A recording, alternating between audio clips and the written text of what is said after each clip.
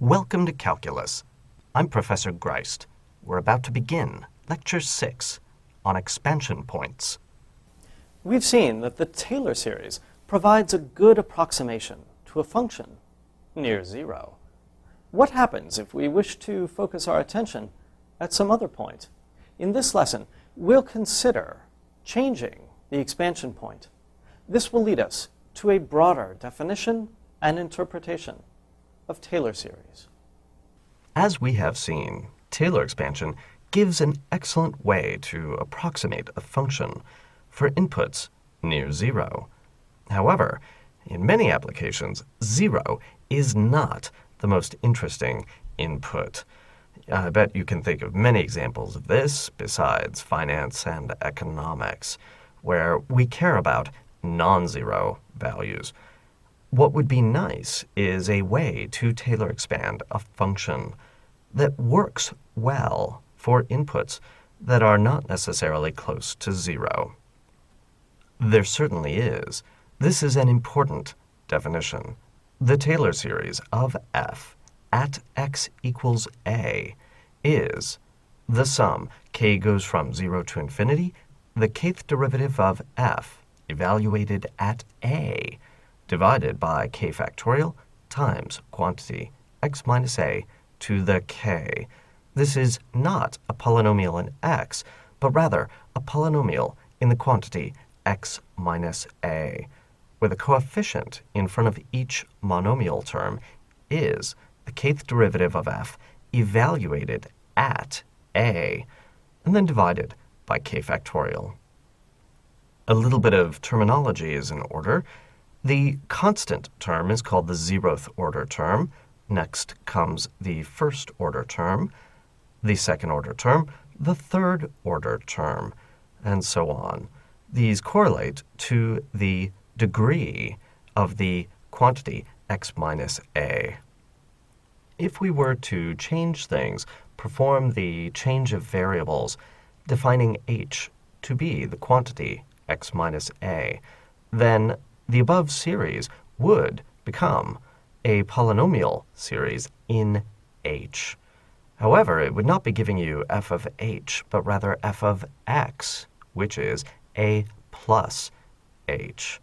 This series in h is telling you that if you want to know values of f that are close to a, then you can substitute in a small value for h. And if you're looking for an approximation, you can ignore some of the higher order terms. Let's look at an example. Compute the Taylor series of log of x.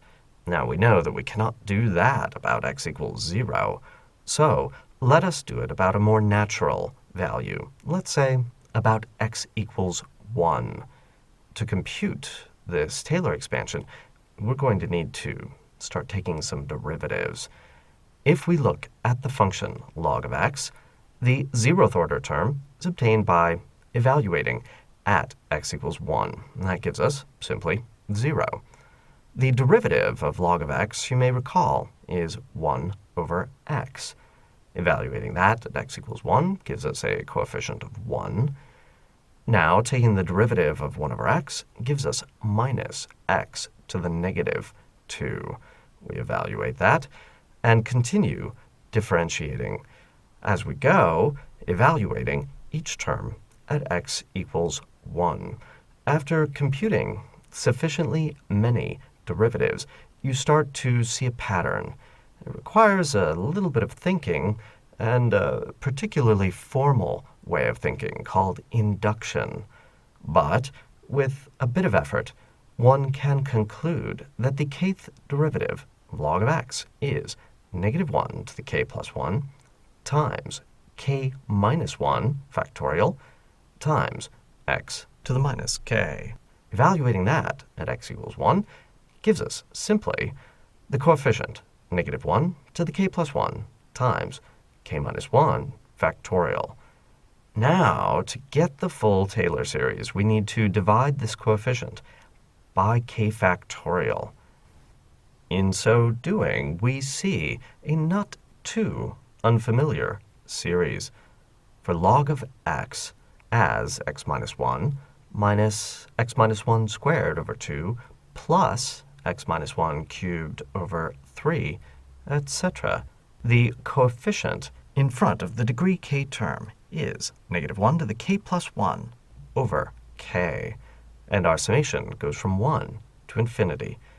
Indeed, if we let h be x minus 1, then we obtain the very familiar series log of 1 plus h equals sum k goes from 1 to infinity, negative 1 to the k plus 1, h to the k over k.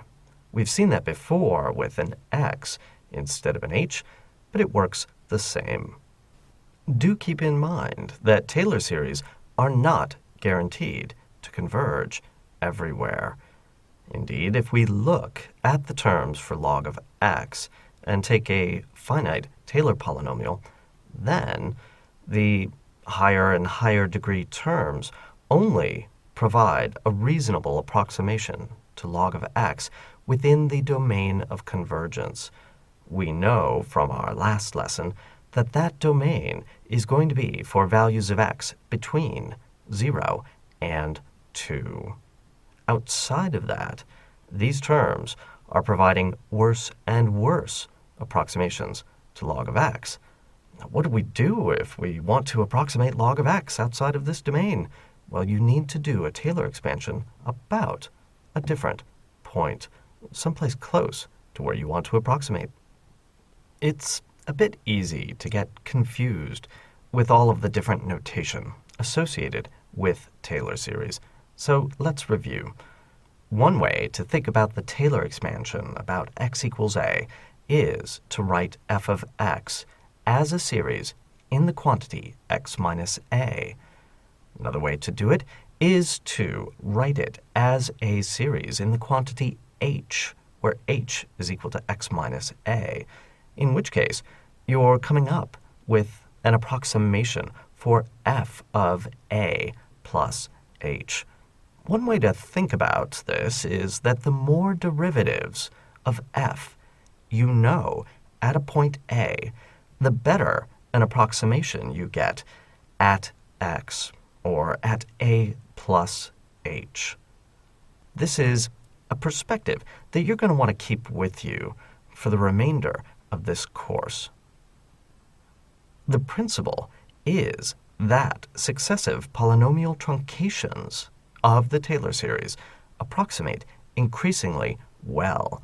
We've seen that before. In this lesson, the point is that where you do the Taylor expansion matters. If you're expanding way over here and trying to get information about way over there, then you're going to need a lot of derivatives to do that. On the other hand, if you approximate about the correct expansion point, you might not need so many derivatives in order to get the job done. Let's look at an explicit example. What would it take to estimate the square root of 10? Well, we would have to look at the Taylor series of the function square root of x. If we expand that about a point x equals a, then I'll leave it to you that the first few derivatives work out to a Taylor series of root a plus 1 over 2 root a times quantity x minus a minus 1 over 8 times the square root of a cubed times quantity x minus a squared plus some higher order terms in x minus a. Well, to compute the square root of 10, what are we going to do?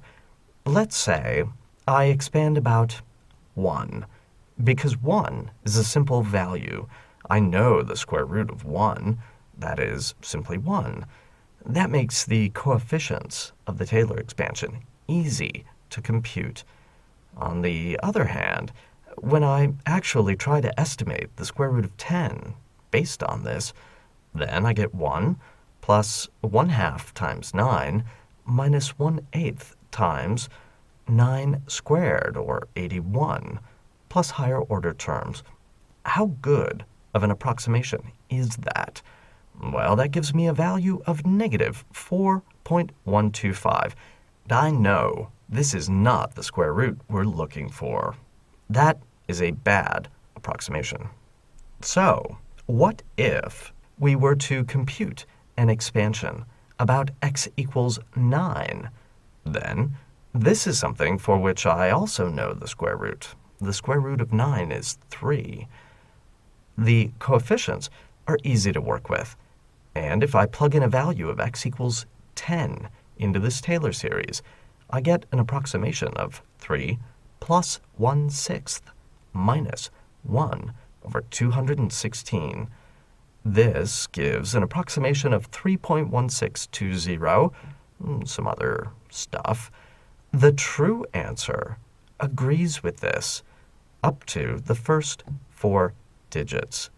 The expansion point, in this case, certainly matters.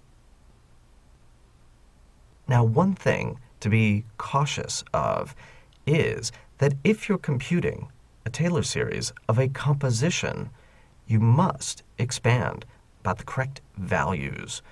If you have a function f composed with g, and you want to expand it about some input x, then you must expand g about x.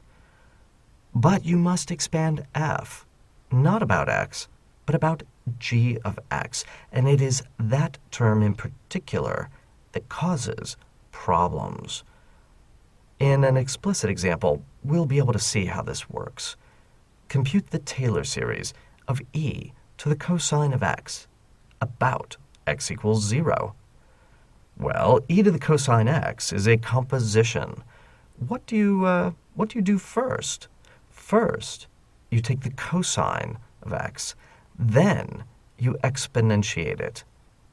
If we are to compute the Taylor series about x equals 0, then we must expand cosine about 0, but not e to the x.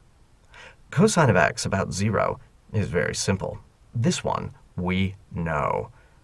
However, for the second term, the exponential, we must expand that about an input of 1, because that is what gets fed into it. Cosine of 0 is 1.